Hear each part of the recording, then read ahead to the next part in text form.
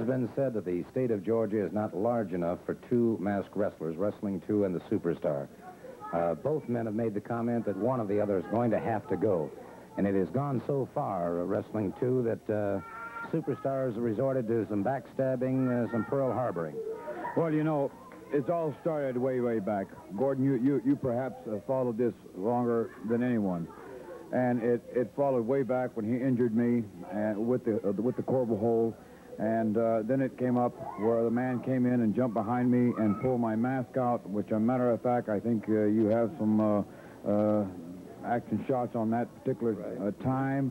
And then it followed up with where he hired someone to impersonate me, and then he hired someone to try and do me as a bounty, and just one thing after another has been piling up. And personally, I'd like to see it all come to an end. Well, I can understand that, and I'll tell you what we're going to do. Let's just go back in history a little bit. Let's go back to the day when Superstar back-jumped Wrestling 2 and removed his mask. Fighting to remove that mask. Wait a minute. Superstar just charged Wrestling 2 from behind. Superstar after the mask of Wrestling 2. Superstar trying to rip that mask off. Wrestling 2 caught from behind. The referee hurdled backwards. And it is Superstar after that mask of Wrestling number 2. Wrestling 2 trying desperately to hold on to it. But it is the Superstar continuing to pull at that mask of Wrestling 2. He continues to try and get it off again. The referee throwing to one side is the Superstar has his mask. And now the Superstar, Wrestling 2, concealing his identity in a Superstar, putting the boots to Wrestling 2. Well, obviously, of course, that was an insult that you couldn't let go unnoticed. But then, as you said, suddenly we had a man here wrestling as Wrestling 2. Very frankly, it was such a look-alike situation it had me fooled.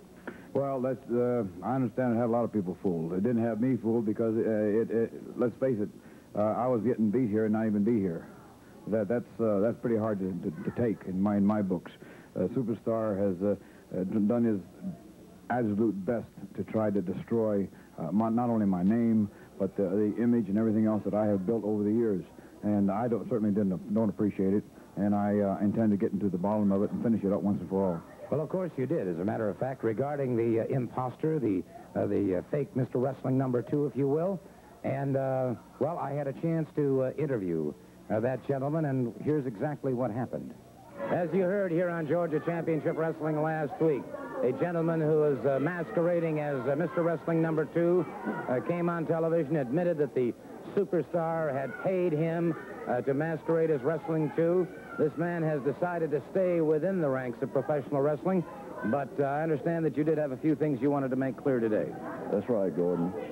You know, I have always wanted to be a professional wrestler.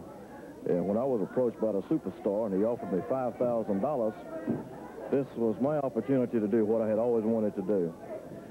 And, you know, money makes a man do a lot of things. And after I had accepted the money and had done the things that I had done, I realized it began to bother me what I had actually been doing to the reputation of Mr. Wrestling number 2. And the more I thought about it, you know, it really made me feel bad because I cannot apologize to the man enough for what I had done. And it's like I told Mr. Wrestling number 2 that I would not wrestle as Mr. Wrestling number 2 anymore.